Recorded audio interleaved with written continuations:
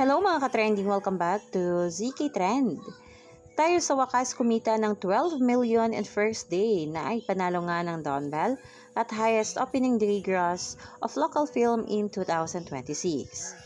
As a Don Bell fan, sobrang saya ng puso ko na naipanalo nga ng Don Bell ang pelikula nilang Tayo sa Wakas. Ang movie nilang Tayo sa Wakas ay kumita ng 12 million plus on its first day, making the highest opening day gross for a local film of 2026. Ayon dito sa post ng Star Cinemas Tayo sa Wakas earned 12 million at the box office on the first day, May 27, making it the highest opening day gross for a local film for 2026. From Wednesday, 200 cinemas. Now on its second day, the movie will be playing in 250 cinema screens in the Philippines. Super saya ngayon ang ating Don Bell at sa lahat nga ng bumubuo ng Star Cinema.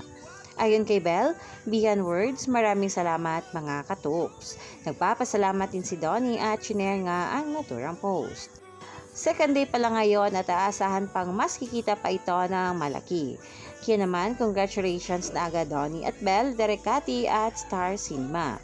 Worth it lahat ng pagod, puyat at everything na binos ng Don Bell dito sa movie na ito. Nakaka-proud talaga.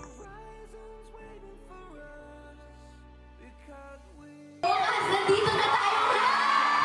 We are so excited to share this film with you. Last na nila, wag muna. I want to see more of them because of this film. Sobrang galing nila dito. Pusong-puso yung buong project na to. I am not okay. That movie really puts you in your feels. My favorite parts were hindi maingay na eksena. Talagang went deep into my heart. So relatable. Ginag siya ako na gumaganon ako. Pagtingin ko sa kanya. Lahat ng nagmahal sa amin, simula hanggang sa ngayong pagwakas. Maraming salamat po. At